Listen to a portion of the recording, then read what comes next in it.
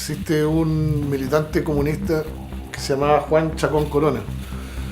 Él era un obrero campesino, que él era propagandista por naturaleza, en el sentido de llevar las ideas del Partido Comunista al movimiento obrero.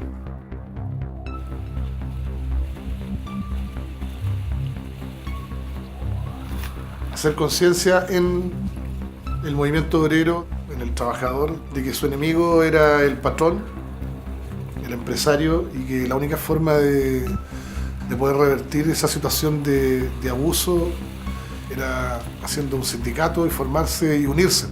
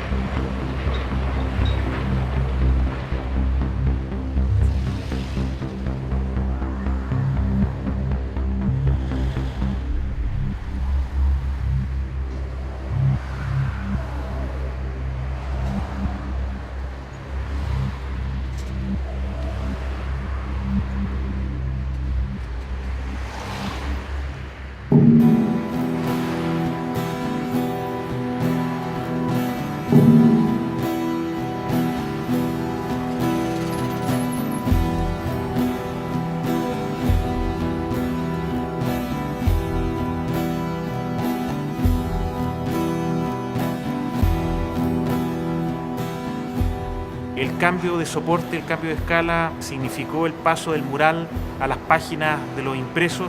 Va de la mano con algunas obras emblemáticas, lo que realiza Venturelli para el Canto General de Pablo Neruda, la edición clandestina.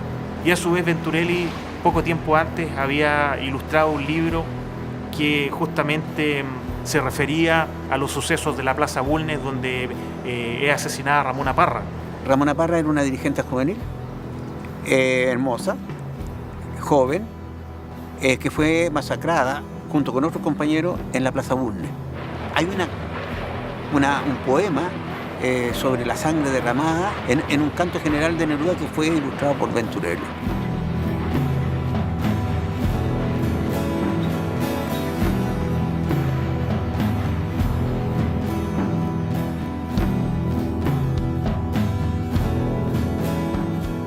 Por lo tanto, en homenaje a ella, es que las Juventudes Comunistas, cuando organizan la Brigada Ramona Parra, le ponen el nombre. Es un homenaje a una mujer, a su sacrificio y a su entrega.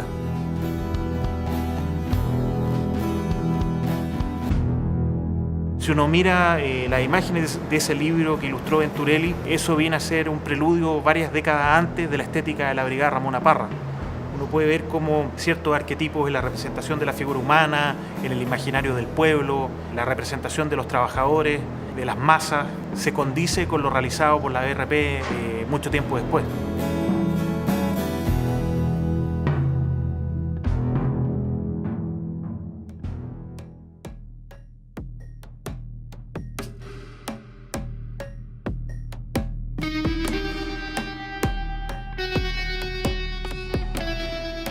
Los medios de comunicación o los medios económicos para publicitar las ideas progresistas de izquierda no tienen, no hay.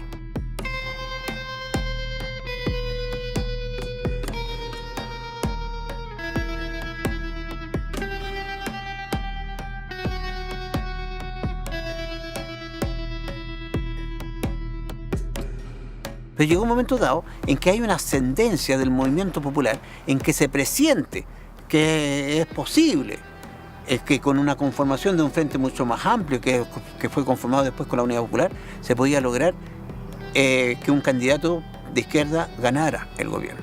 En proceso de este avance social es donde se siente que tenía que haber una brigada especializada de rápida reacción y de ocupación de ese espacio público. Pero no solo en Santiago, sino que a nivel nacional, y de ahí surge la brigada Ramón Parra. Sale nominado a Allende y se expande por todo Chile.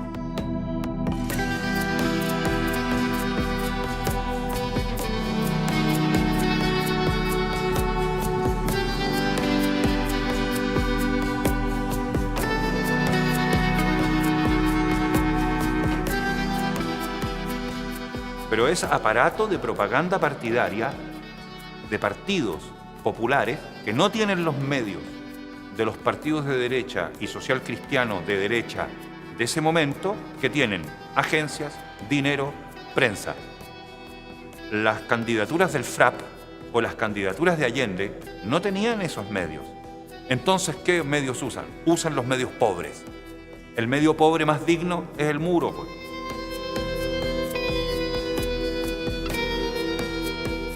Siempre los muros han sido rayados por el pueblo.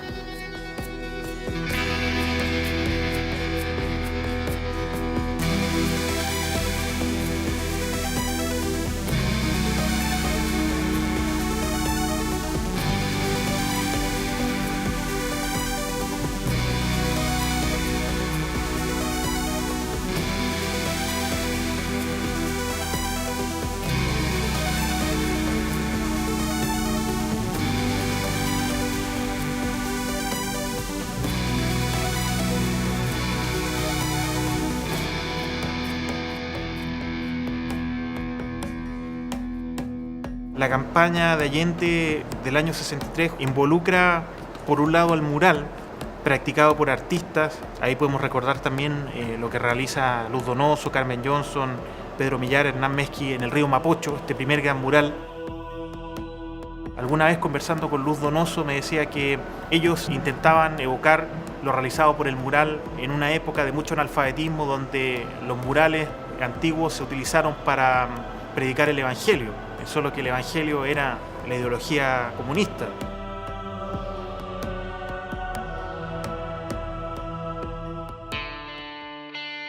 El muro tiene una consigna X. Puede ser educativa, movilizadora, incitadora.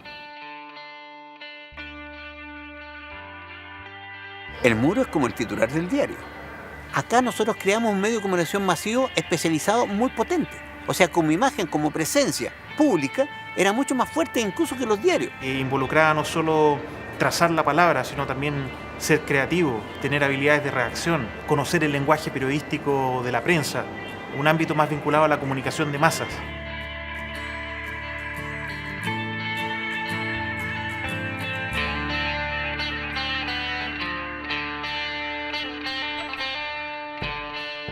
También tiene que ver esto con una cultura hegemónica. Tiene que ver, los medios de comunicación tienen que ver con eso. O sea, con el dominio, no solo hay un dominio económico, también un dominio comunicacional, porque viene el trabajo clandestino también, no es legal. Entonces, la rapidez para ejecutarlo, en tiempo, la mano de obra, el aprovechamiento de los materiales, la movilización urgente y rápida, en respuesta, digamos, a los acontecimientos. O sea, esas eran las características. Pero nosotros logramos tener el poder del muro de la calle con esta brigada.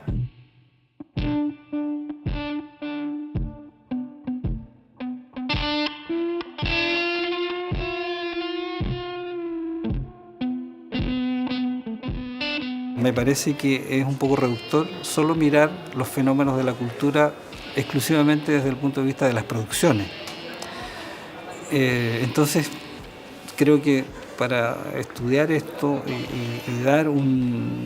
y tener una perspectiva teórica más amplia, hay que mirarlo en su amplitud.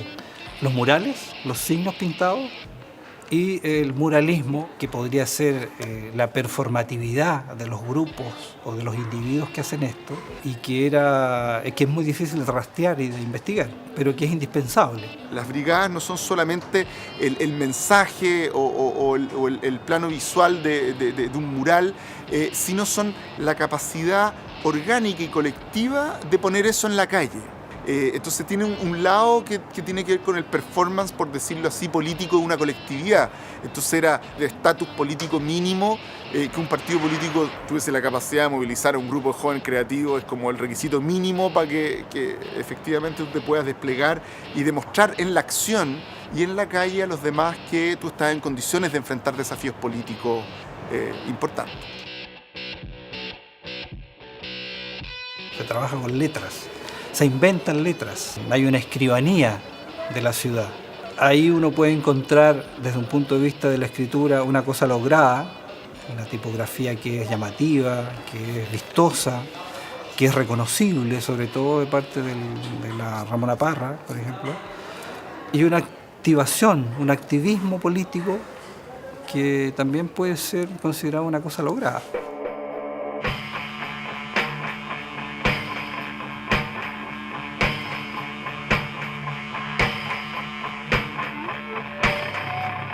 Las brigadas, por ejemplo, de Ramona Parra, una de las diferencias que tenía con las de autodefensa o de seguridad, etcétera, etcétera, es que eran personas públicas que andaban en la calle pintando, muy fáciles de identificar, de fotografiar, a rostro descubierto.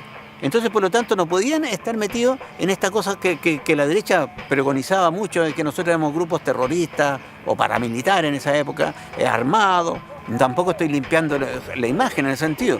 O sea, porque enfrentamientos habían en la calle, con Rolando Mato, con Patria y Libertad, etcétera, etcétera. O sea, me refiero que también teníamos que nosotros defendernos.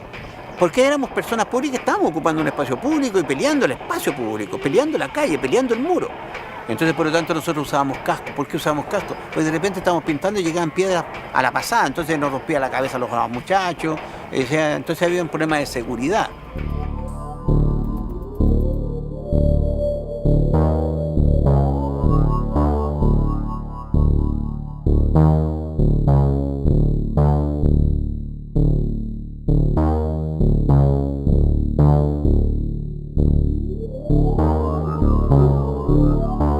En el caso de la Brigada Elmo Catalán, yo creo que era una brigada bastante más política que la Ramona Parra en un principio.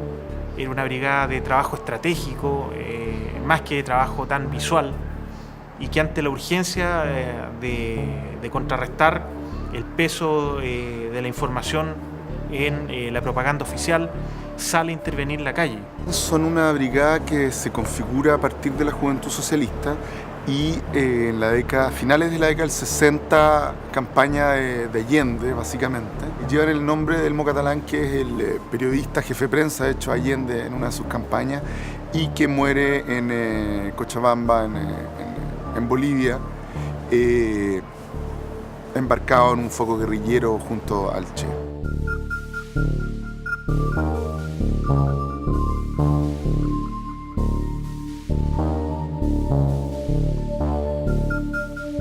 La calle o el espacio público era un espacio en disputa, tanto para las ideas como físicamente hablando, y por consiguiente se hacía con los medios que se tenían, era bien precario, donde básicamente se ocupaban tierras de color, cal, y por consiguiente el uso de colores no era algo muy frecuente. Eso fue generando una cierta estética, de hecho, de la propaganda política de izquierda en general.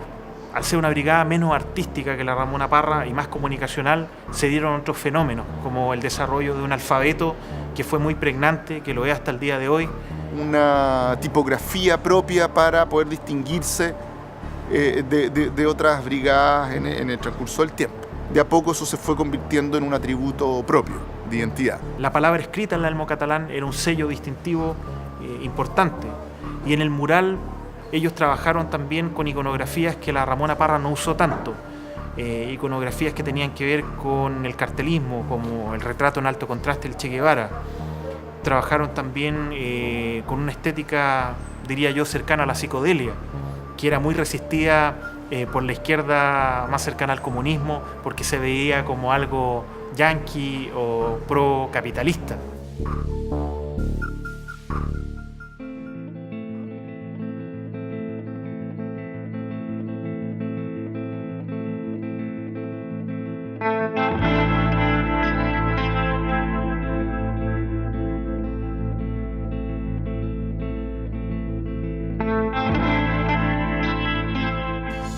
La Brigada Ramona Parra, que era inicialmente una agrupación propagandista que nace de la urgencia de la consigna y de la necesidad de contar con espacios informativos en una época de mucha censura y donde los medios de comunicación no daban lugar a un mensaje disidente, deviene en una brigada donde la pintura, el arte, la visualidad, la gráfica cobran protagonismo con posterioridad a la elección de Allende. Entonces empiezan a haber elementos que nutren a esta imaginería colectiva que surge en los muros. Y surgen en los muros no por artistas, por miembros jóvenes, pero que se desarrolló hacia una calidad de propaganda muy distinta y novedosa que no había en ninguna otra parte del mundo. No estaba hecho por artistas, no estaban hechas por creativos de agencias de publicidad, sino que era de propaganda. Y ahí estoy hablando del espacio territorial, del trabajo colectivo, del trabajo hecho por los jóvenes, de un estilo propio, con identidades, con convencimiento político, con deseos de aportar para el cambio social que se venía.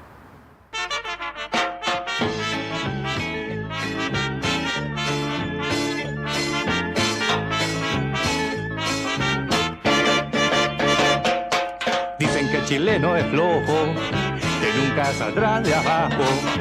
Ahora verán que somos como fieras para el trabajo.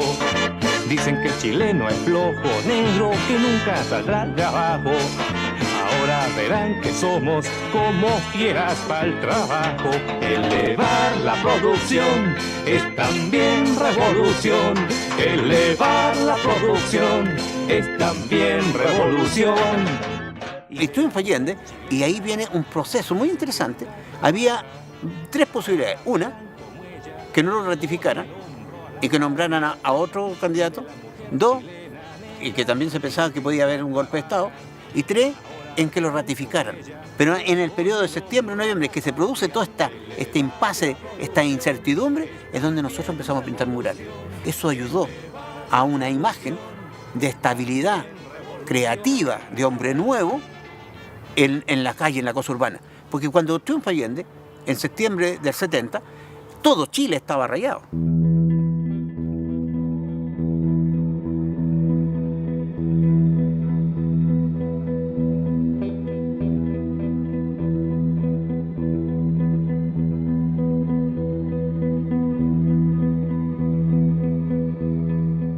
Es como una fotografía con un pie de imprenta.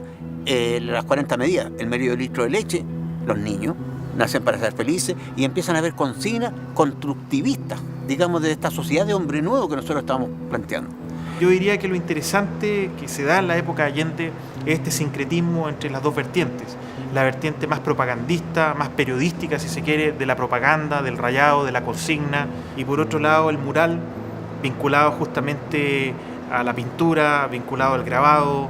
Hay un método de trabajo que se especializó la brigada que tenía que ver con un trazador, rellenador, fileteador. ¿Qué significa? Que el trazador después pasó a ser como el trazador de murales. Como que el rellenador pasó a rellenar o a hacerse responsable de un color para un dibujo. O el fondeador que también participa con otro color en la parte de atrás del dibujo. Pero además la otra característica tenía que ver con el trazado negro. El negro mata todos los colores. Ayuda a resaltar y vibrar el color. Y el color plano viene porque nosotros pintamos clandestinamente, ¿sí? Y como no teníamos para estar haciendo degradé, no teníamos tiempo, pasaba con rodillos. Y después veníamos y yo nos refileteaba. O sea, esa también es la característica. No es que alguien dijera, no, vamos a pintar al estilo de, o con esta, sino que la especialización de la mano de obra en este proceso de trabajo permanente creó esta forma de estilo. Ahora, este estilo y estas características o esta urgencia dieron también a la temática, pero no solo a la temática, a la forma de hacer esa temática. O sea, si yo hacía una mano que tiene que ver con trabajo, o sea, pero si a esa mano yo le agrego un ojo y esto pasa a ser la parte de la cola, es una paloma, pero si a esta le agrego una estrella y acá abajo lo pongo azul, acá arriba rojo y la estrella blanca, es la bandera. Entonces, por lo tanto, está cumpliendo una síntesis de imaginería colectiva, pero además una metáfora visual.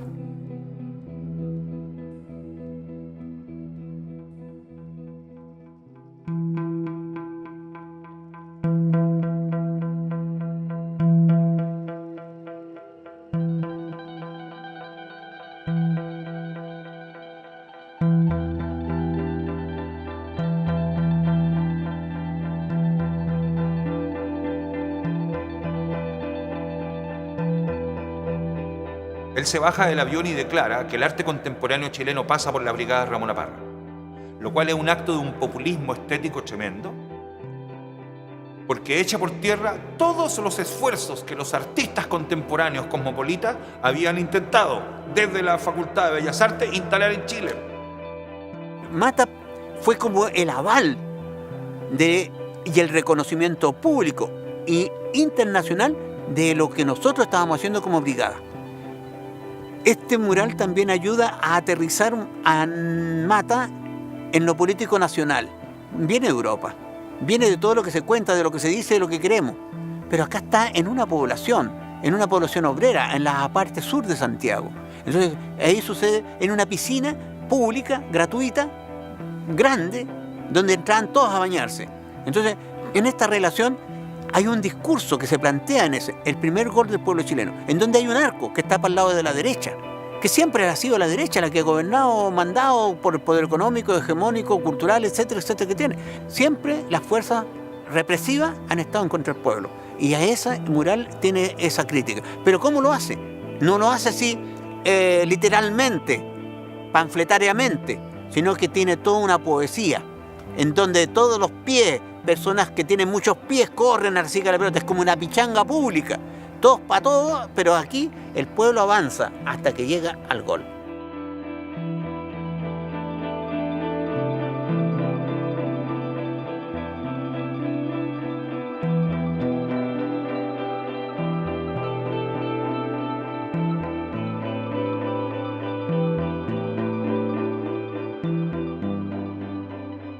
Yo siempre pienso que en la medida que los procesos sociales van avanzando, el pueblo también va generando su propia cultura.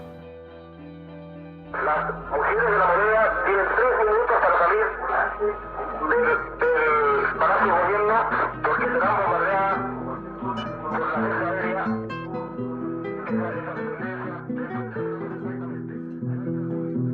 Dicen que la patria es un fusil y una bandera. Mi patria son mis hermanos que están labrando la tierra.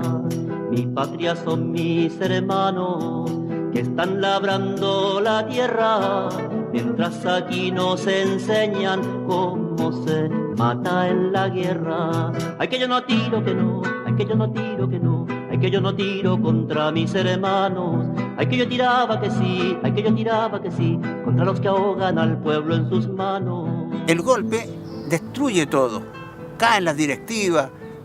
Ya no hay esta directiva central, nacional, etcétera, sino que son pequeños grupos en espacios comunales, territoriales, etcétera, que se conocen, pero que trabajan ahí, que no tienen a lo mejor una ligación con otra directiva.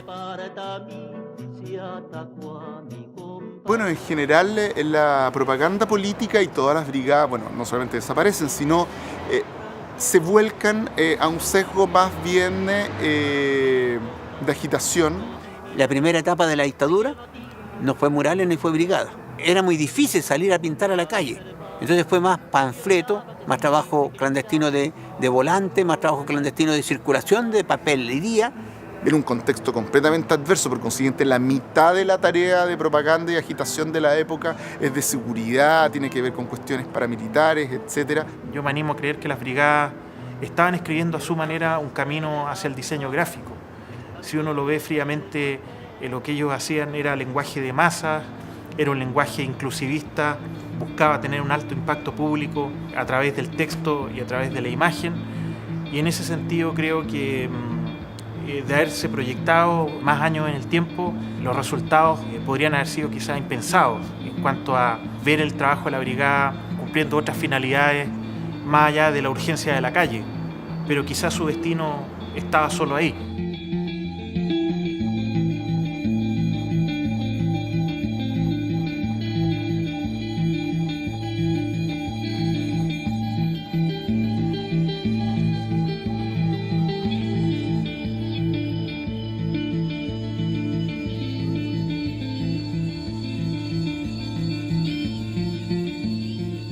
Después de la dictadura, lo que ocurrió fue que muchos centros culturales y muchas iniciativas culturales defensivas se proponen recomponer el tejido partidario.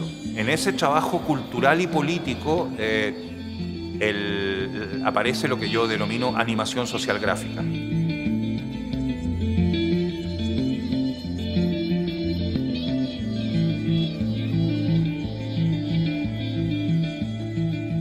Y se empiezan a realizar murales también en las poblaciones que de manera no tan explícita empiezan a evocar el discurso de la izquierda. Se empieza a pintar también mucho en base a fotografías de alto contraste que permiten que personas que son básicamente vecinos, pobladores, puedan pintar un mural por cuadriculado. Ya no hablamos de dibujantes o de artistas, sino de pobladores, vecinos, militantes que empiezan a recuperar estos espacios y a evocar el lenguaje del mural. ¿Cuándo se empiezan a ocupar estos espacios? Estamos hablando en Rayado, en Pegatina.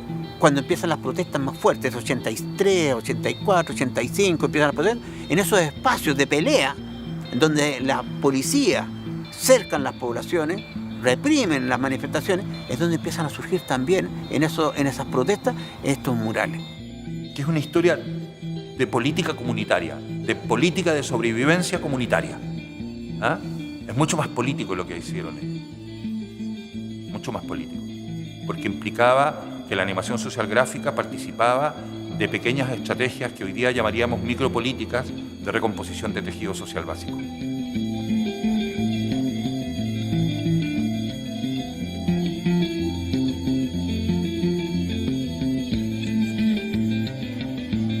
En las poblaciones muchas veces hay murales que incluso uno dice, ¿por qué están mal dibujados? Porque no interesaba tanto lo que era el dibujo, lo que interesaba era el decir, el dar la opinión. Por ejemplo, los detenidos desaparecidos, sobre las torturas, sobre el exilio, sobre el trabajo, sobre las represiones. Entonces, por lo tanto, la gente dibujaba cárceles, dibujaba niños, o huérfanos, o familias desarmadas, etcétera, etcétera. Entonces, ahí es donde uno, a través de la imagen, empieza a conocer una bitácora de la historia de los acontecimientos. Pero ¿dónde estaban hechos eso? En el corazón de la población, en donde estaba más fuerte el dolor, en donde estaba más fuerte la represión. ¿Me entiendes? Entonces, por lo tanto, la gente tenía necesidad de decirlo. Y eso es.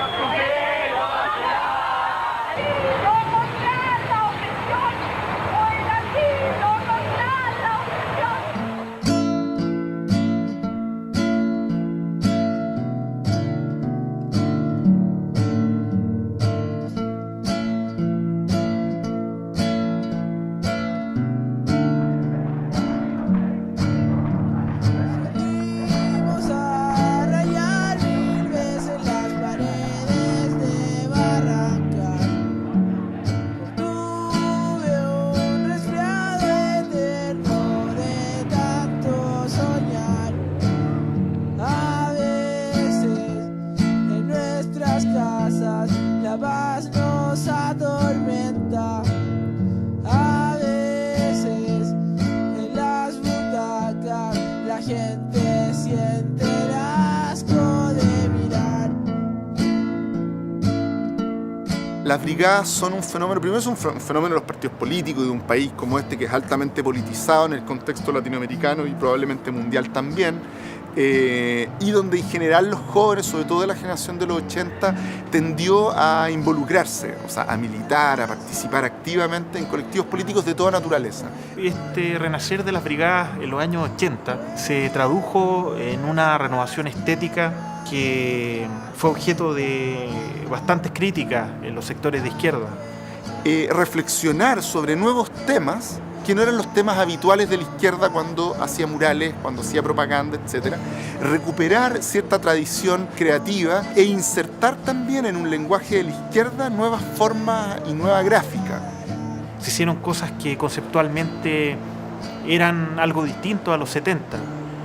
La Brigada Almo Catalán con los famosos ajedrez, donde estaba siempre presente esta alegoría del poder y de derrotar al poder en la unión. Vas a esconder los libros cuando escuches la escalera.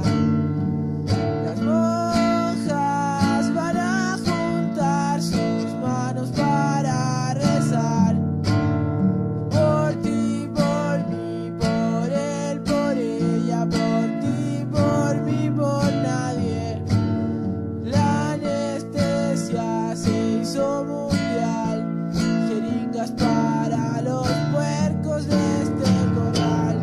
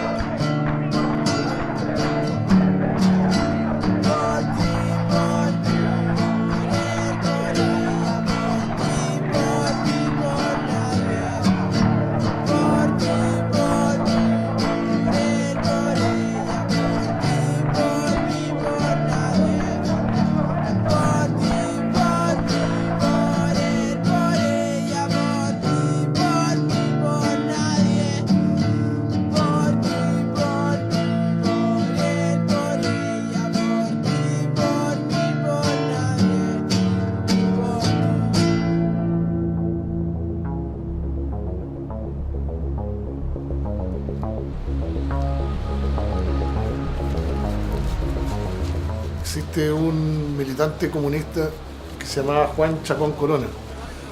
Él era un obrero, un campesino, propagandista por naturaleza, en el sentido de llevar las ideas del Partido Comunista al movimiento obrero, hacer conciencia en el movimiento obrero, en el trabajador, de que su enemigo era el patrón, el empresario, y que la única forma de poder revertir esa situación de abuso y de pobreza en la que se encontraba el trabajador era haciendo un sindicato y formarse y unirse.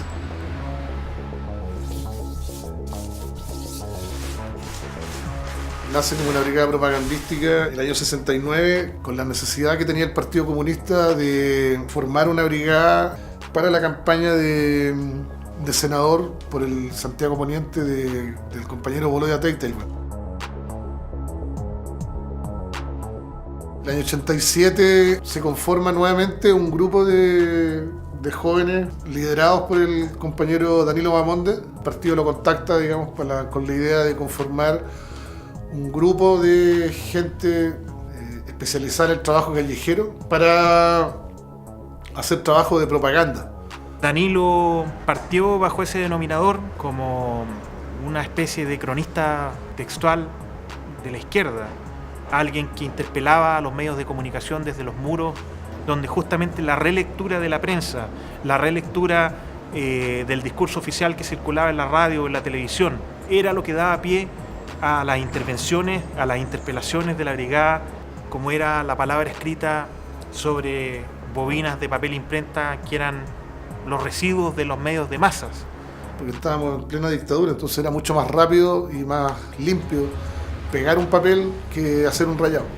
Creo que hay ahí una operación que en términos conceptuales, en términos estéticos, comunicacionales, fue muy singular en este país.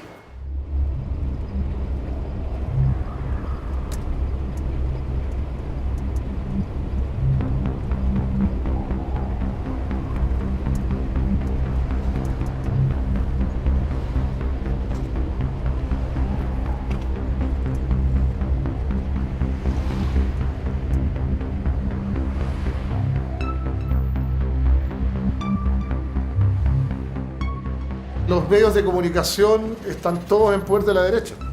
Entonces seguimos presos de una marginación comunicacional. Y ese fue el motivo por el cual nace un poco la Brigada Chacón, para romper ese cerco comunicacional de la dictadura que se ha mantenido, digamos, hasta ahora. No hay ni conciencia ni educación de la gente para poder entender, digamos, este fenómeno. Tenemos una ciudadanía que es bastante ignorante, porque es la sociedad que hemos construido. O sea, hemos construido una sociedad que, en el fondo, si hubiese que decirla de alguna forma, en pocas palabras, te diría que es una sociedad de mierda. Una persona X, lo tengo viviendo con 350 lucas mensuales. Obviamente con 350 lucas no va a poder conseguir nada, pero sí le voy a dar acceso, digamos, a que tenga medios de consumo a través del crédito. Ya no usa dinero, porque ya ni siquiera el pasaje de la micro lo paga en plata, lo paga en una tarjeta VIP. Todo lo que el tipo gane lo tiene comprometido con 30 días de anticipación. Entonces, ese tipo será capaz de levantar la cabeza para protestar por la ISAPRE, por el jefe como las pelotas que tiene, por los abusos de su empresa. Ese es el tipo que, en vez de reclamar contra el Santiago, el tipo es capaz de tomarse un taxi para llegar a la hora, aunque el taxi le cueste 10 lucas, ¿cachai? Porque el tipo no puede perder su pega, porque si no queda, sin pagar las deudas. Y así como él, hay 15 millones de chilenos.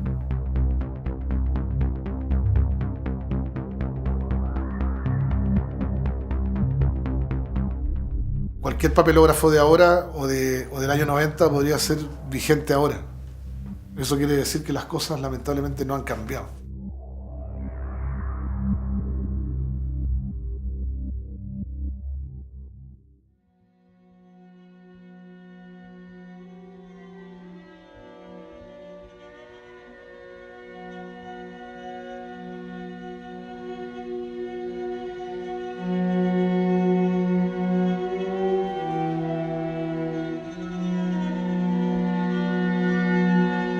Ernesto Miranda planteaba que la bandera chilena era un elemento muy asentado en las masas populares, era un elemento identitario importante y, en definitiva, no es la bandera chilena, sino que es una bandera nueva que se resignifica con los colores, y asimismo nosotros tratamos de resignificar todo lo que nosotros pintamos. Es la primera cosa que se pone, por ejemplo, en una toma de terreno. Es la primera cosa que se ve en una huelga de trabajadores. Para nosotros, realzar elementos que ya están asentados en el pueblo de Chile y darle otra connotación también tiene que ver con eso, con resignificar nuestra historia. Y, por ejemplo, nosotros también le cambiamos el azul a la bandera chilena, porque el azul representa y ha representado siempre un color más ligado a la oligarquía, y el negro al movimiento más contestatario.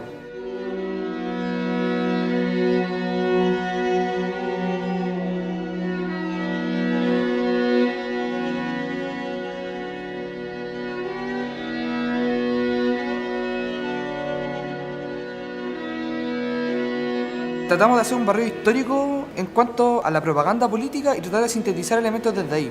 Elementos desde el cartelismo chileno, cubano, español, el realismo socialista, por ejemplo, en la idea de plasmar un arte que no es un arte caballete, que no es un arte que está en los museos de la clase alta, sino un arte popular.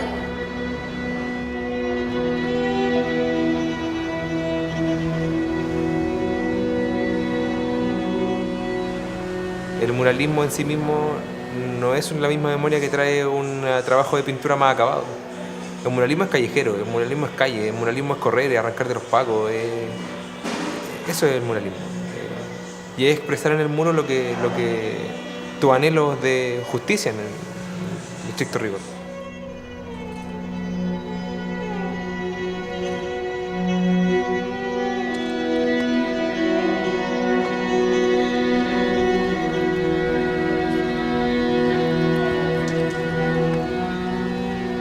Nosotros comprendemos de que en Chile se instauró una dictadura militar que, en definitiva, dejó en shock a la ciudadanía, que dejó en shock al pueblo, y que ese pueblo ha olvidado bastante, pero las nuevas generaciones y parte de las viejas generaciones hoy día también se niegan a esa relación de olvido con nuestra historia. Nuestra propuesta muralista bastante tiene que ver también con recoger la memoria histórica y reconstruir la identidad que para nosotros ha sido arrebatada. La memoria histórica, la memoria política de los pueblos se traduce mucho y se explica mucho por sus murales.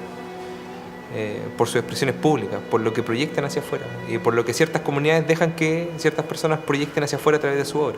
Cuando la historia se silencia, cuando se borra, cuando se mata, hacer un ejercicio de reconstrucción bajo una propuesta metodológica participativa en donde todos pintemos, en donde todos construyamos el mural, se transforma en una cuestión central.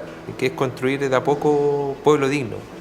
Y el pueblo digno también es aquel que ocupa su territorio y lo determina y dice yo quiero hacer con mi espacio lo siguiente y a mí nadie me va a decir lo que yo tengo que hacer.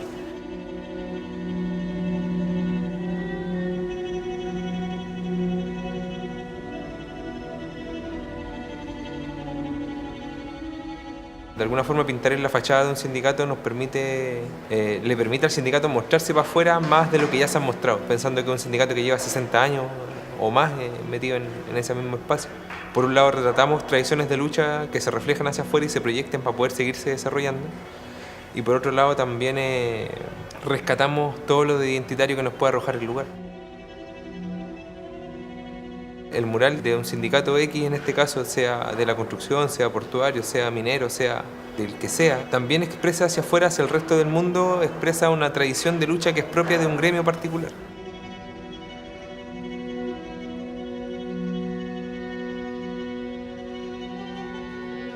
Compañeros, ante la crisis del carbón, nosotros los dirigentes sindicales comprendemos que nos separan hondas diferencias con los representantes de las empresas, pero creemos que en este momento debemos dar la lucha en conjunto para sacar de la crisis que afecta transitoriamente.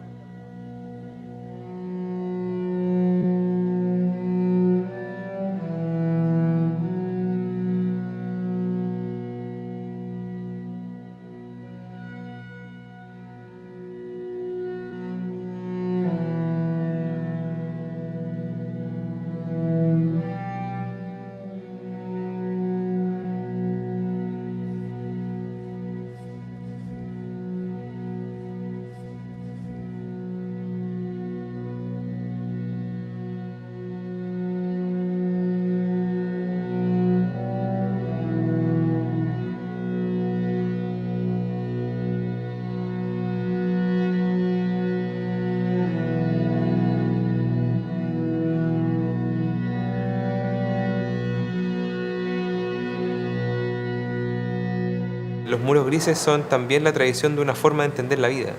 Y los muros coloreados son otra forma de entender la vida que se contraponen y que se enfrentan. Lamentablemente, la mayoría de los muros no son nuestros, es decir, en ese sentido, no son populares. Y hay que hacerlos populares. Y esa es la pega que tenemos nosotros.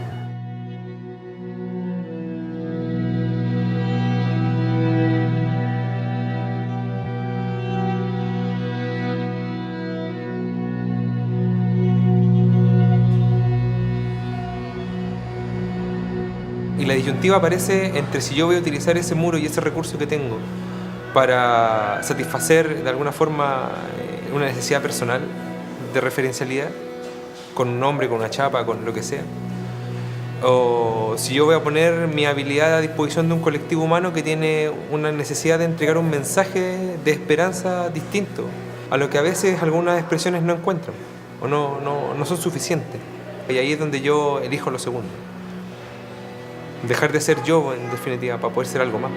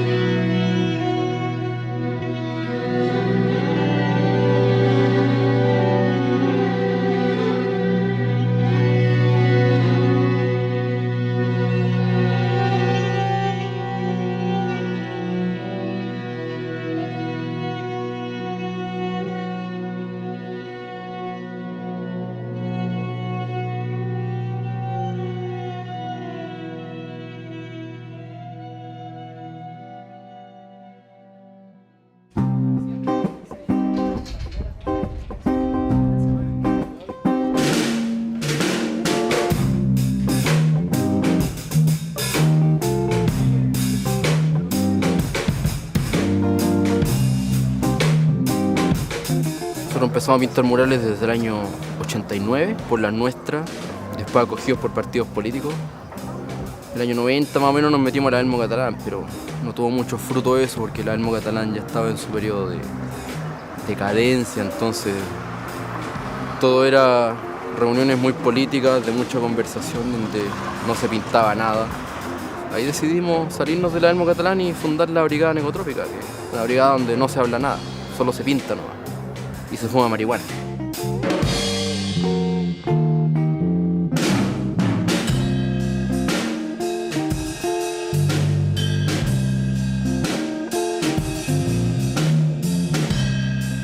Empezamos pintando con 3 colores, que eran blanco, negro y rojo. Y queríamos convertir eso en nuestro sello. Y pintamos mucho tiempo así. Y pasó que encontramos materiales muy buenos para pintar en color. Encontramos los látex Zipa, que tenían el rojo, el amarillo y el azul. El látex como uno lo había soñado.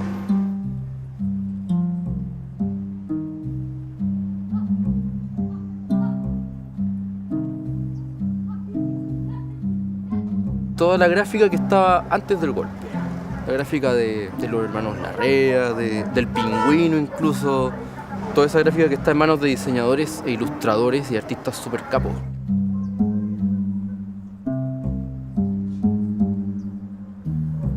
Esa gráfica específica de pintar guachitas, a mí me nace de comprar el Pingüino y de descubrir ahí toda una tradición pin-up de ilustradores chilenos que eran unos gallos en la raja, que estaba ahí metido el Temo Lobo, Herbie, Urtiaga, no sé, un montón de gente muy capa que había desarrollado todo un prototipo de mujer latina dibujada con una pluma excelente. Entonces pasa lo mismo, es una tradición que muere y que tiene que ser retomada. Entonces, ¿por qué uno va a dibujar minas escondidas en las croqueras? ¿Por qué no sacarlas a las murallas?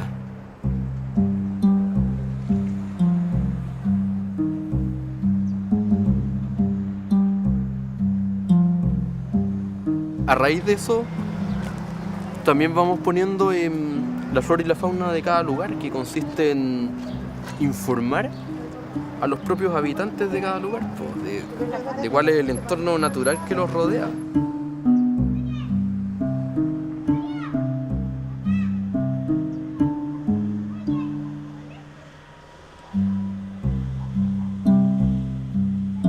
No hay acceso en realidad a los medios. Nosotros tenemos acceso a la calle, que es el medio más básico que hay.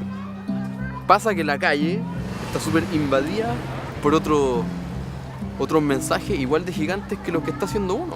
Mensajes que te dicen: consume, endeúdate, no pienses. Entonces uno está en permanente lucha también con esos otros mensajes, tratando de llamar la atención de la gente y entregarle el mensaje de uno. Es hora de noticias en Radio Chilena. La noticia de la aparición de 3 cadáveres al poniente de Santiago está provocando escenas de profundo dramatismo, ya que aún no se determina fehacientemente la identidad de las personas asesinadas. Tenemos la esperanza, manifestó el funcionario de la Iglesia, que pronto se informe con certeza y con veracidad, ya que se trata de la Que hayan borrado los murales y que hayan uniformado los muros durante la dictadura, en el fondo fue lo más suave que sucedió. Eran épocas en que a estas horas del día se estaba torturando mujeres. Estaban torturando a hijas enfrente de sus padres, a madres enfrente de sus hijos. Entonces era una época de mucho horror, algo muy fuerte, mucha delación y mucha gente escondida en sus casas. Entonces que borren los murales era la parte estética de todo este cambio tan fuerte que estaba sucediendo en Chile.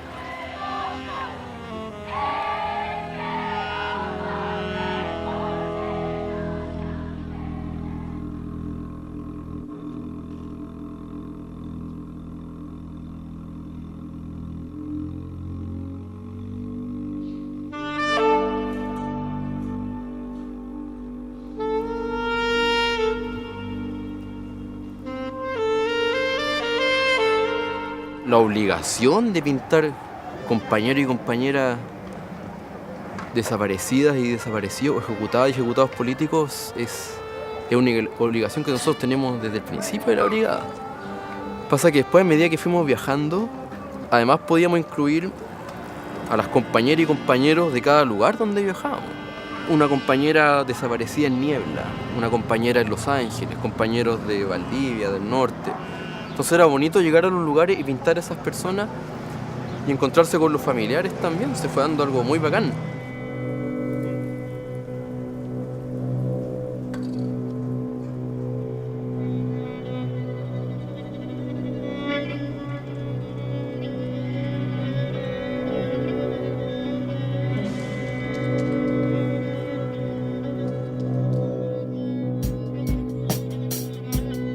Esta población es un orgullo porque aquí no se metían los pacos, entonces aquí podíais pintar cagado la risa por lo menos una tarde. Y si llegaban los pacos había toda una red de vecinos que te protegían. Y esta población es un orgullo también y un ejemplo porque ha recuperado los nombres de todas sus calles. Entonces, yo creo que son súper pocos los lugares que pueden decir con orgullo que recuperaron el nombre de Ramona Parra para una calle, ¿cachai?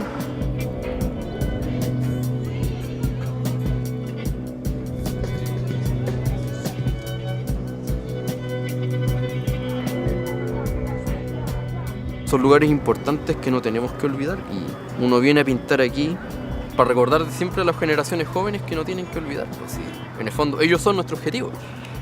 Entregarle a ellos el mensaje de que no hay que olvidar qué pasó aquí y lo otro, entregarle a ellos la posibilidad de que tomen este oficio tan bonito. El hecho de que nos vean pintando ya es dejar semillas también de este oficio en los corazones más jóvenes de aquí, de la Pobla y de todas las poblas.